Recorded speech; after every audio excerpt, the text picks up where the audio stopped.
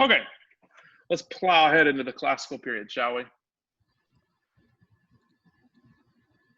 Here we go. Week 3, the classical period.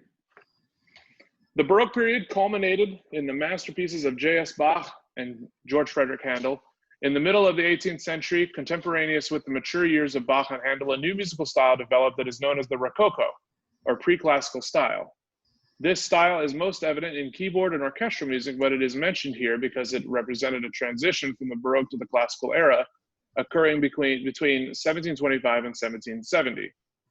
In the world of painting, Rococo style is characterized by delicate colors, many decorative details, and a graceful and intimate mood. Does this not, to you, represent your idea of Mozart? Perfectly. That to me is a wonderful description of Mozart's music. Mozart was very, very influenced by the Rococo. Similarly, music in the Rococo style is homophonic and light in texture.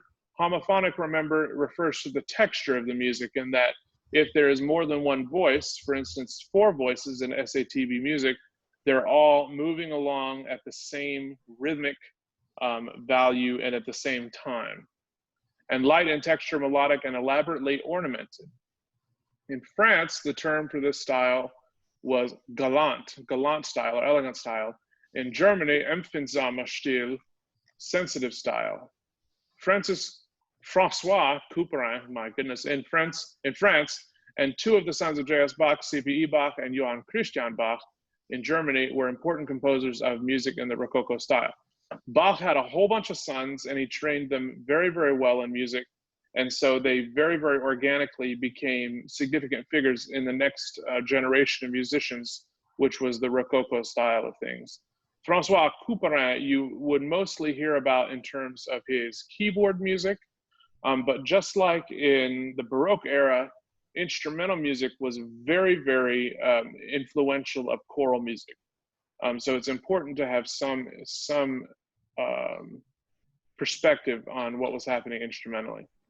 In the second half of the 18th century, a reaction against Rococo style occurred. There were objections to its lack of depth and to the use of decoration and ornamentation for their own sake. This led to the development of classical style. This is just a good time to stop and remind you that no one in this era was like, yes, we composed the classical style. They just did what they thought was right and did what was stylish at the time. And later on, musicologists and historians and theorists labeled what they were doing as classical in style. And they also were not referring to the Rococo style. However, there was some references made by contemporary people of Mozart and others to styles of things that were happening in different cities. For instance, the city of Mannheim. The city of Mannheim had this wonderful orchestra that was made up of nothing but virtuosos. And so there did develop this Mannheim style of music because people would write for this wonderful orchestra in Mannheim, and certain stylistic things that grew out of having a big orchestra like that in Mannheim became a Mannheim style, which Mozart did know and call the Mannheim style. Mannheim steamroller. Not the Mannheim steamroller, but that's the same word, yes, Mannheim.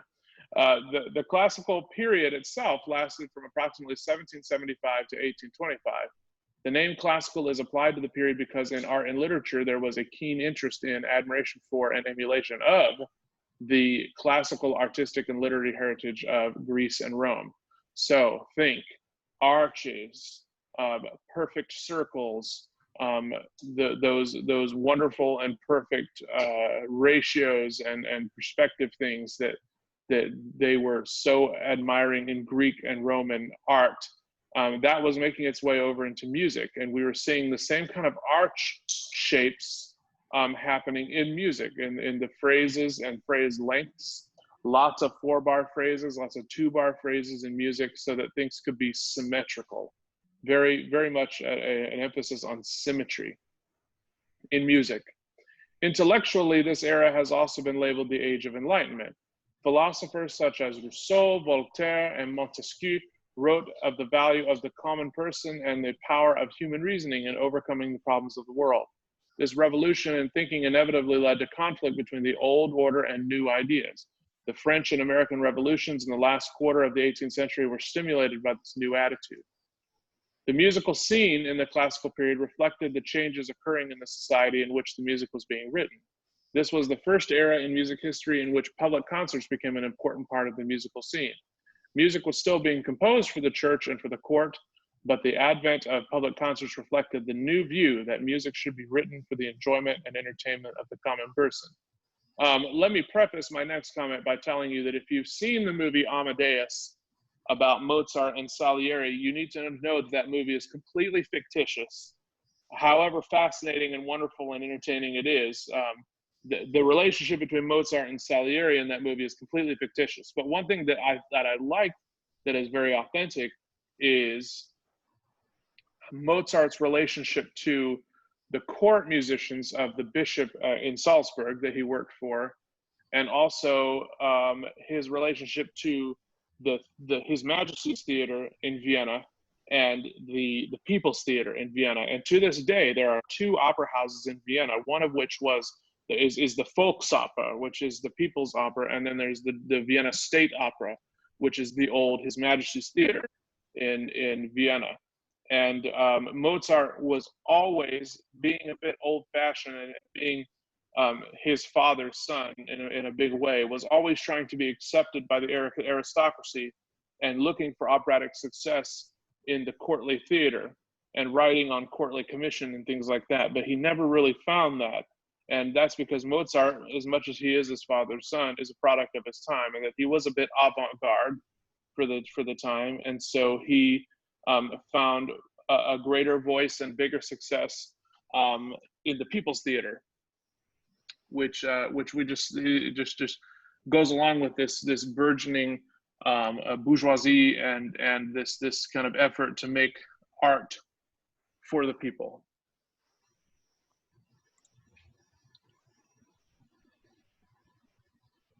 Unlike the Renaissance or Baroque eras, which, did I read this paragraph here? Yes.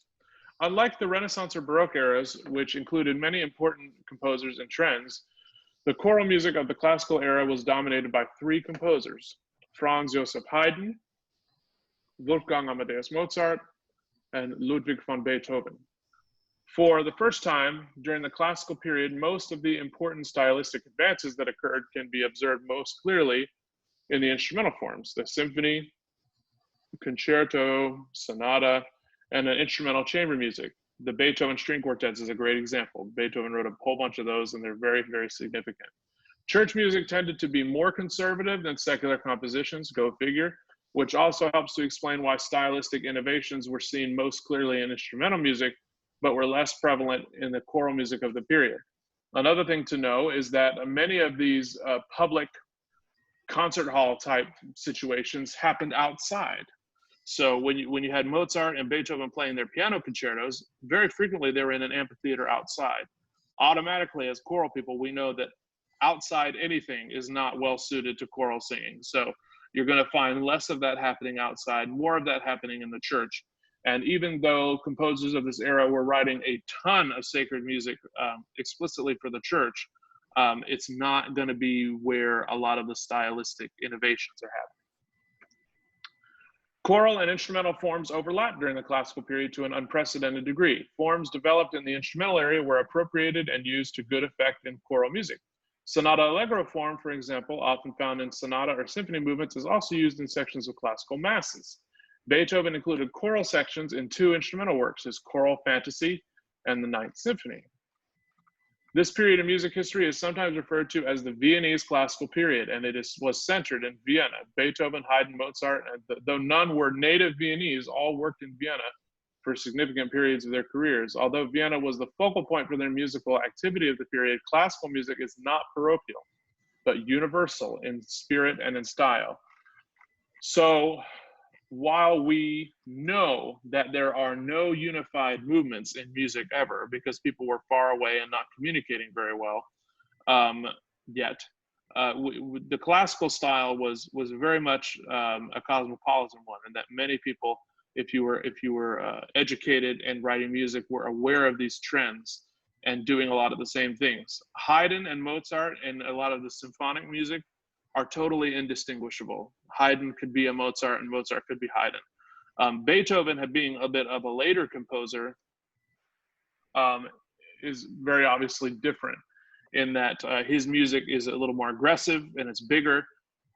Beethoven, in fact, is frequently found on lists of composers as a Romantic era composer because he was breaking a lot of the stylistic norms that the classical era people were established. So while Mozart very well lived within this formal architecture in the symphony, for instance, Beethoven was breaking those things and going beyond and being more expressive and less classical in approach, especially later in his life. So we think of Beethoven as this bridge between the classical period and the Romantic period. But Haydn and Mozart and their contemporaries were writing in very much a similar style. The year that Mozart wrote his last symphony, which he wrote 3 in that last year, I think, there were about 18,000 symphonies composed. So there was a lot of music being composed, even though we don't remember a lot of it. And, the most significant symphony from that year was almost certainly Mozart's last 3 symphonies. There was a lot of music being composed, and a lot of it was in this classical style. I hear someone unmuted. Does someone would like to say something? We good? Okay. So, important forms. We have the Mass. Mass has continued to be an important form for each of the 3 primary classical composers. During the classical period, Masses involved orchestra, soloist, and choir in a fully integrated work utilizing organizational principles derived from instrumental forms. So they were writing in instrumental forms, like we talked about, sonata allegro being one. The masses of this period were still being composed with the church in mind. So if you sing a Mozart mass all at once, that's not the way it would have been presented in the service. It would have been presented in the context of a worship service. So in between those movements, there would have been worship goings on and a homily and a bunch of other things. So, there would have been a full orchestra and an organ and a full chorus with soloists just sitting there for the service. These things existed back then, and there was plenty of room in these big cathedrals for that kind of thing to happen. So when we perform them all at once these days, that's one reason why these classical masses are so stinking difficult, because without a break in between the movements to rest, it can be quite a lot to do in a solid 45 minutes or 50 minutes. Missa brevis. Missa brevis is the concise treatment of the Mass text and consists strictly delimited development, simultaneous setting of several lines of the text, or the omission of certain sections of the Mass. So Missa brevis usually includes the Kyrie, the Gloria, the Agnus Dei, and the Benedictus. So that's not all of the parts of the full Mass. Another thing they like to do, like I said, of simultaneous setting of several lines of text, they would sing all at the same time, with the soprano singing the first line of the creed, the alto singing the second line of the creed, the tenor singing the third line, and the basses the fourth line at the same time in order to get through it quickly. So one can extrapolate that in this time period, there was not a lot of concern about the everyday churchgoer being able to hear the words, okay? So the important thing was that the words were read or sung, not that they were absolutely understood. Whatever that happens, it's kind of funny. And you actually see some editions of works that are Missa brevis, especially by Schubert, rewritten by his brother in order to, or by Haydn, rewritten by his brother Michael, in order to present the text only one line at a time, rather than all at the same time. The solemn Mass. When choral musicians refer to the Missa Solemnis, they are usually speaking of Beethoven's Mass in D major, a milestone in the development of choral music. In a broader sense, however, the term refers to a more elaborate and extended musical treatment of the Mass text than that employed in the Missa brevis. So Missa Solemnis, the solemn mass, includes more parts of the service in as much the same way as the Missa Brevis involves less parts of the service. I hope you all had an opportunity to listen to perhaps not all of this, but some of it. This is by far one of the most difficult choral works ever composed, and you won't see many community choirs anywhere singing this one, because it is very, very taxing on the voice, requires a big chorus of professional trained singers in order to survive this, let alone sing it effectively and wonderfully. Has anyone here sung that? Yeah, I've never sung the Missa Solemnis. I look forward to one day trying to, but tenor parts and soprano parts are extremely high the whole time. Alto parts are extremely low at times and also extremely high. Bass parts, it just doesn't make a lot of sense. A lot of people can say that that is the way it was because Beethoven was losing his hearing, okay? And as he lost his hearing, these vocal parts got crazy. And I think it's because he didn't, Beethoven didn't write extremely well for the voice anyway.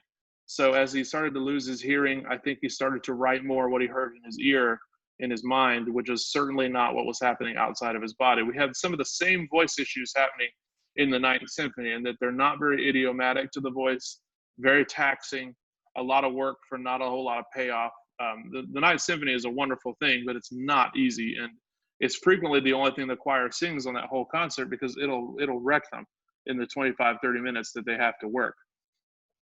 And you know, you get a choir of people who aren't very experienced in that kind of thing, and they'll hurt themselves. So we're all careful with the Ninth Symphony as much as we can be. The oratorio. The Baroque oratorio tradition, begun by Carissimi and culminating in the works of Handel, was continued in the classical period primarily by Haydn, who wrote two oratorios, The Creation and The Seasons, which have remained an important part of the choral repertoire. One thing about these works is they are wonderful and expressive and charming things. They are so long that they're frequently not performed in their entirety anymore because no one really programs 2.5 hour long choral concerts anymore. I think one of the first concerts the Gainesville Civic Chorus ever did in Gainesville was The Seasons. And that was certainly a statement by those earlier directors who wanted to show off the capabilities of that new choir, the new Centennial Choir that existed at the very beginning. And it's a bit of a flex to program that piece. It's basically saying, look at my choir. They can handle a big old choral work. And a lot of choral singing in those works, not always a lot of solos.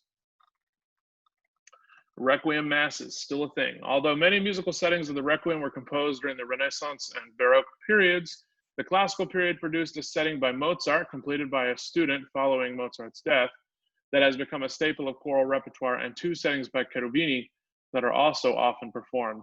Mozart did not write a whole lot of this Requiem. He sketched parts of it.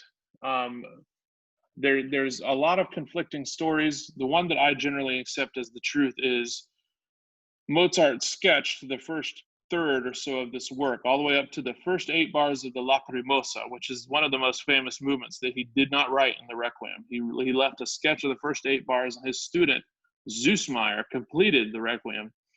There was stuff happening at the time of Mozart's untimely death. He left his wife and child very, very poor because he overspent and was a bit lavish in his lifestyle and had a lot of debt. Mozart was actually buried in a pauper's grave, so basically a mass grave in the churchyard of the church. He did not get a special grave. We actually don't know where he's buried because he was very poor and in debt. So his wife, Constanza, needed money, and she hired his student, Süssmayr, to complete this Requiem so that she could say, look, this Requiem Mass that he wrote for himself. And this is why a lot of this mythos about this work happened, because she was trying to make some money for herself and for their children. And Süssmayr did a great job completing the Requiem and using what he claimed at the time were sketches, but what we found over the years in scholarship were not pages from Mozart's hand that he had lost, but that it's stuff that he had made up. So whenever I do the Mozart Requiem, I play up to the very beginning of the Lacrimosa and then I stop because that's all Mozart wrote. And the Süssmayr completion can be a beautiful thing, but it's a lot. And Mozart's genius is often absent from the Süssmayr completion. But the Mozart Requiem is a very interesting thing. I hope you got a chance to listen to that, particularly the Dies Irae and the Confutatis Maledictis and the other famous bits. Vespers. Mozart wrote 2 settings of this service, each of which includes psalms and the Magnificat, written for choir, quartet of soloists, and orchestra. These churches frequently had small orchestras in residence, made up of students and people that the church would sponsor to study. And as they studied, one of their responsibilities was playing in the church orchestra, playing the church organ, singing in the choir, singing as a soloist. This was a very common thing. The choral symphony, we've already mentioned Beethoven's Symphony No. 9 as the best example of the choral symphony, incorporating choir and soloist in the last movement. Again, another example of Beethoven breaking a form in order to be expressive. So he took this idea of a symphony and he took this idea of a cantata and he combined them in order to expand both of them into what became the choral symphony. He experimented with this in an earlier work called the Choral Fantasy, which is basically a piano concerto with chorus. So he was doing this already, but this choral symphony is I mean, it's some of the reason why a lot of us sing. We heard this choral symphony early on in our life somewhere, and we wanted to sing that, and that's why we became singers. Can we talk a little bit about what we thought about classical period music? How was it different from Baroque music? How was it not what you expected, or how was it what you expected? What did you like about it? What did you notice?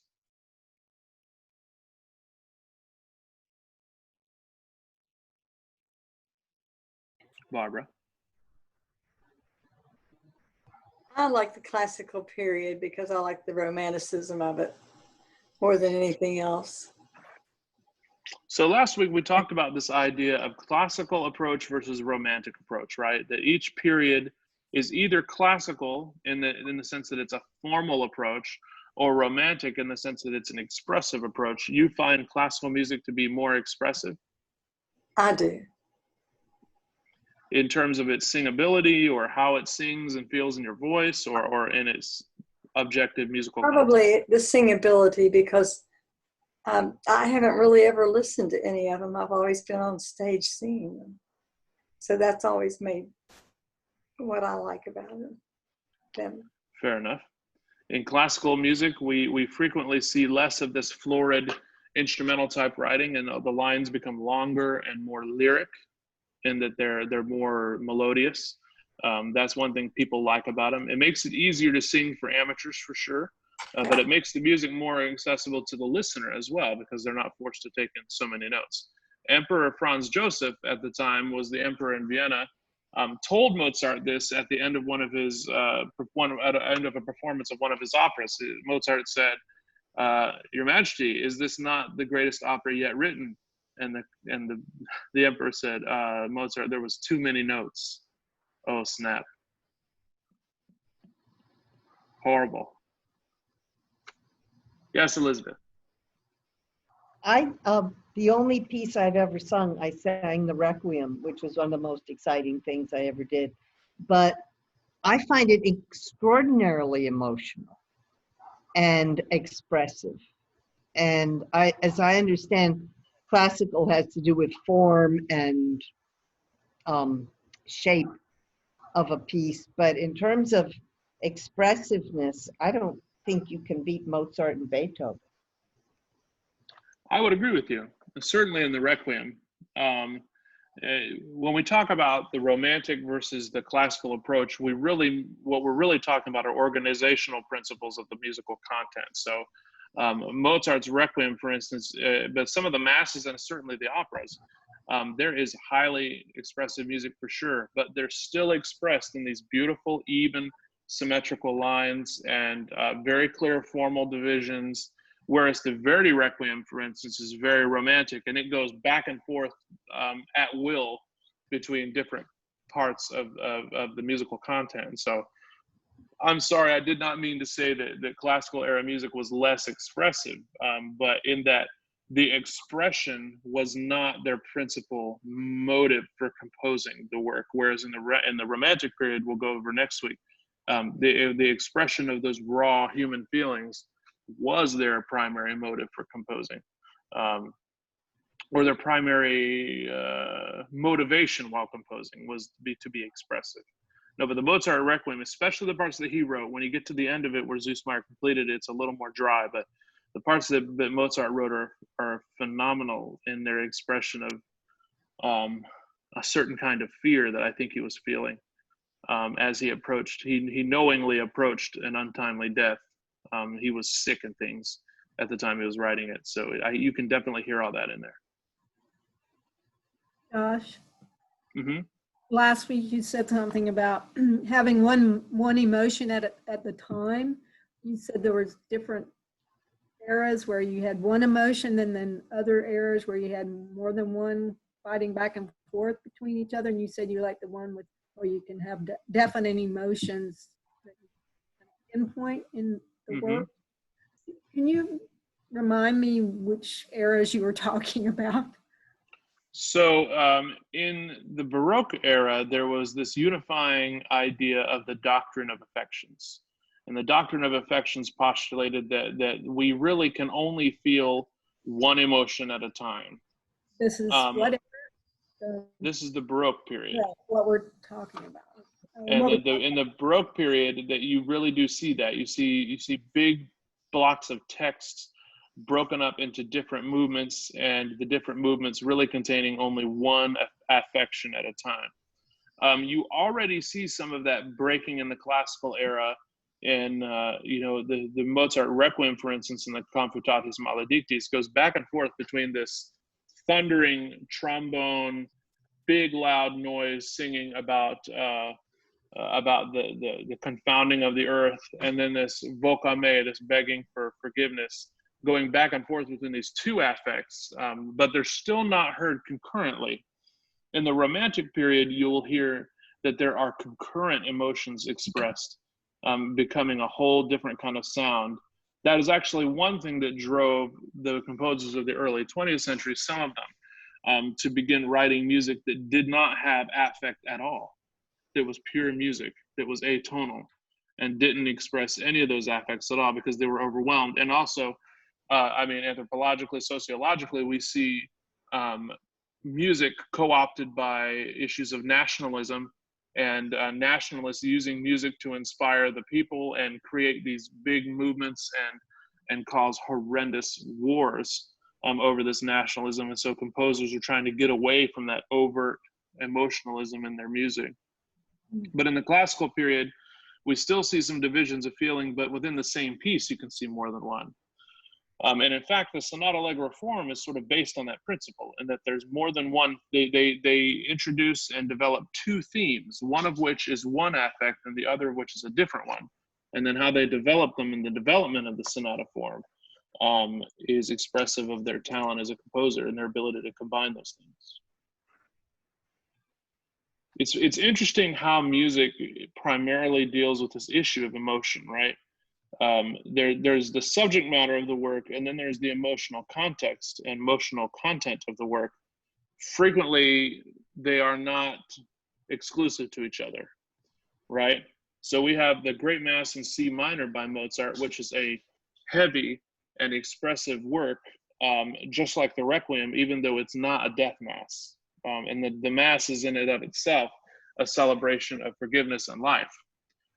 So you can see these affect pop up anywhere, but still they're all figuring out how to deal with what they're expressing and how to organize these thoughts so that it could be communicated to others in a way that was aesthetically pleasing.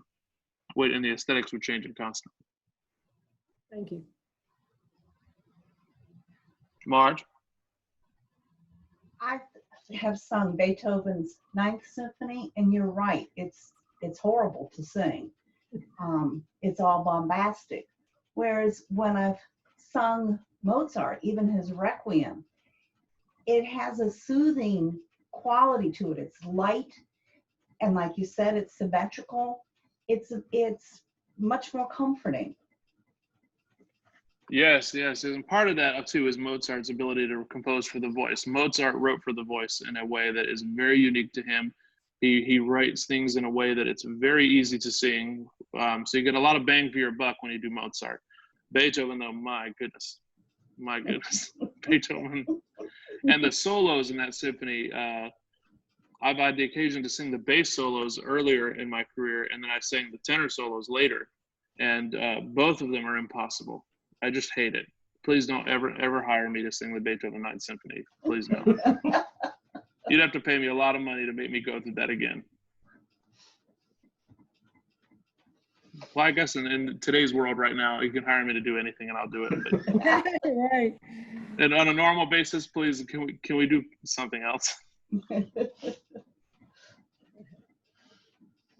All right. Come So up with some ideas about the Capella Nova doing something altruistic. Have we come up with anything?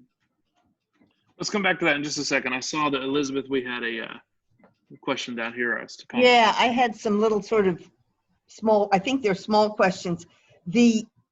With the Missa Brevis, did they actually have a service in church or the cathedral where they cut out those different parts and just had the basics there? Or was it just for the public theater performances that they did that? Well, those masses would have never been performed in a public concert hall, because to take it out of the church would have been seen as very sacrilegious. But you did have church services where there wasn't as much musical involvement for any number of reasons. Smaller churches with not as much money, and they didn't want to have as much involvement. Or, I'm sure that Mozart had to take days off too once in a while, and he didn't need to conduct a big old mass every week. They needed to just have a little bit of involvement. Or we frequently see Missa Brevis is written for younger musicians too, so they're a favorite of high school choir programs and everything, because they're sort of more suited to younger musicians. So the mass ordinary for the Roman Catholic Mass would have stayed the same, but it would have involved less music. And in the popular theater, what happened to madrigals, and what did they do? Or was it the oratorios that went on in the people's theater, you called it? You still see madrigals being written during the classical period, and popular sort of forms like the madrigal and chanson and lied and things like that. But more and more we see that music maintained as social music. So when the piano was invented, and the piano, thanks to the Industrial Revolution, became more and more common in parlors, we see a lot more music written for solo voice and piano because everyone had a piano. So during the classical period, you still see instrumental forms like string quartets. Those would have been performed at people's homes. And still smaller pieces written for small choirs like madrigals and chansons and things like that. More and more with piano, though, less a cappella. But there was not a huge need for that in this era, simply because these big composers were doing other things. But it's still important. Still important. There was a little bit of a rediscovery of Bach and Handel during this period.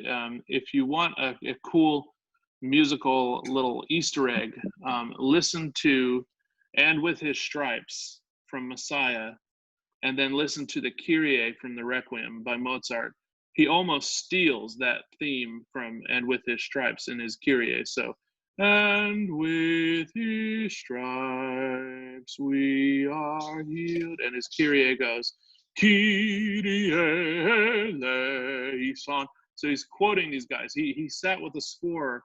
Matter of fact, there's this famous scene of anecdotal scene of Mozart finding in a drawer a score to a piece by Bach, and he lays it out on the floor around him, and he looks and he says, "This Bach is someone I could learn from," which is a great quote of Mozart about Bach. So you do see they're experiencing music from the Baroque, and certainly those madrigals and those more popular forms, the same way that we're discovering people from 30 or 40 years ago too. Is that all you had, Elizabeth?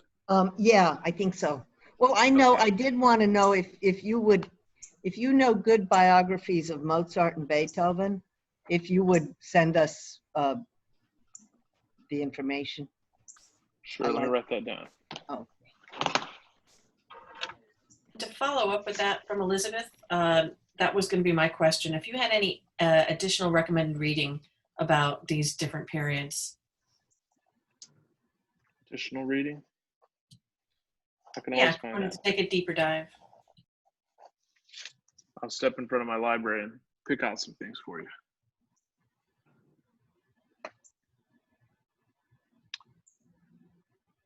Anything else? Any other thoughts? Josh, what did you say was the 4 parts usually in the Missa Brevis, the Kyrie, Gloria, Agnus Dei, and? Benedictus. Okay, thank you. Oh, and the Credo, of course. Okay. The Creed, of course. 5 movements. Sandy? Sorry, Sandy, you're muted.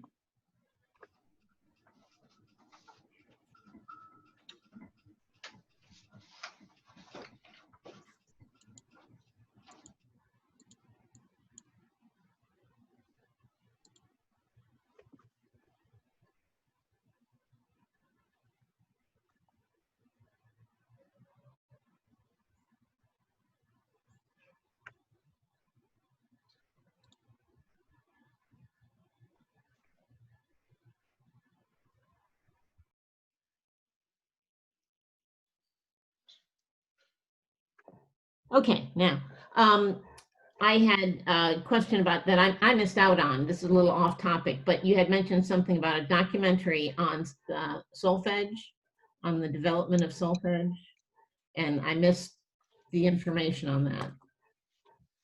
The documentary on development of solfege.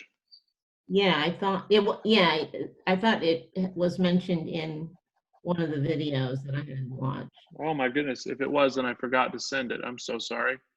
Oh no, well that Document. but you said it was long. It was like an hour or longer, and Or was I referring to maybe the Howard Goodall documentary about temperament? That I was did send in- that out in the. Sorry. That was in that. Yeah, he oh, talked about solfege in there, right? Yeah. Yeah, the Howard Goodall Big Bang about equal temperament is where that part about solfege is. okay. I can find There's that. that's a whole series. You can find them on YouTube. The Howard Goodall Big Bangs are excellent, and they sort of they're wonderful for kids. Even they can kind of see. There's a lot to see, you know.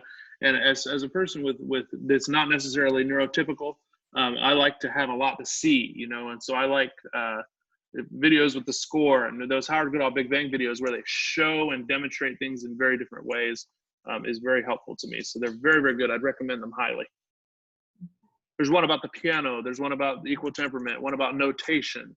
One about opera. One about there's 5 or 6 of them. They're wonderful.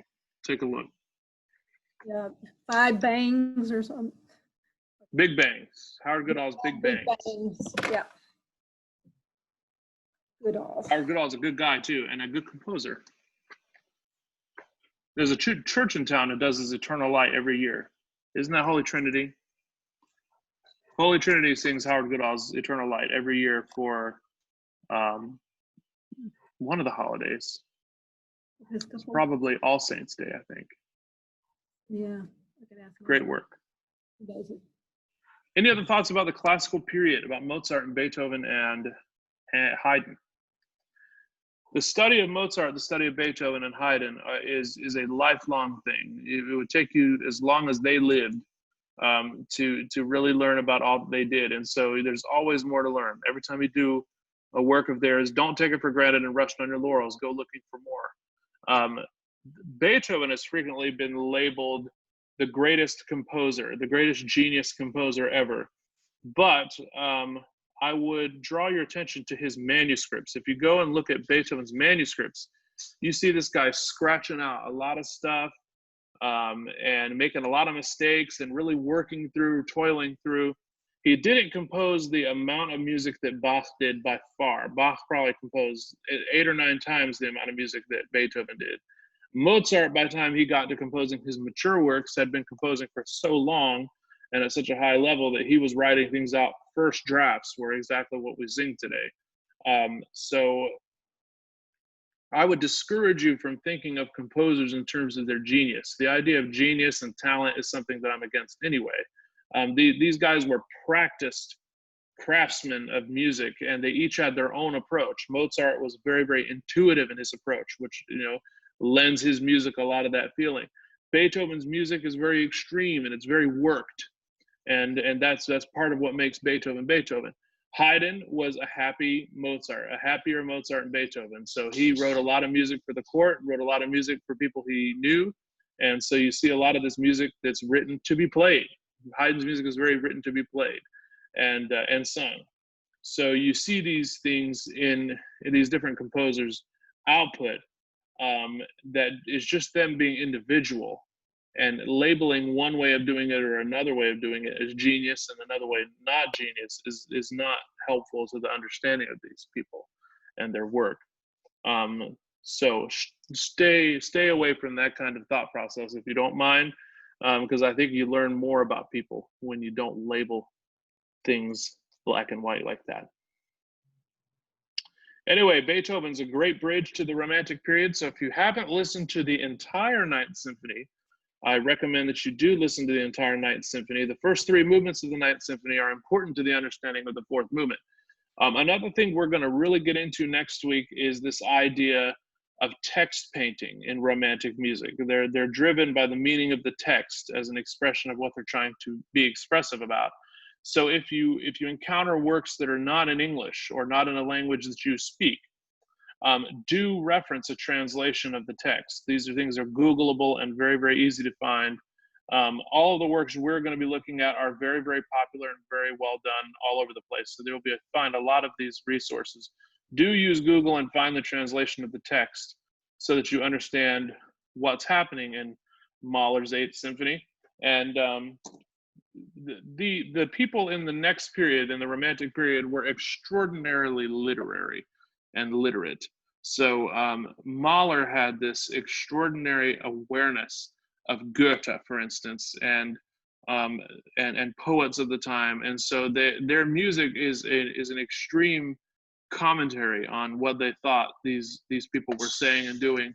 So do have an awareness of that yourself if you can, and it'll lead you to a better understanding and a greater enjoyment of the music of the next era. Again, these works become very, very long over time. If you clicked on the Missa Brevis or the Missa Solemnis last week and you're listening, you encounter a work that's extraordinarily long, or the Creation or the Seasons or anything like that. So do take time. If you can't take the time to listen to all of them, then skim through the work and hear different sections of it and see what they're doing so that you can have some discussion points next time we meet. And enjoy it, for heaven's sake. Any final thoughts before we close? So much music, so little time, right? I need a t-shirt that says that. There's to do every piece of work that's worth singing, we wouldn't possibly have the time for it if we spent our entire lives 24 hours a day singing it. So be selective about what you spend your life on, and hopefully you can pick a Missa Solemnis now and then to spend some time on.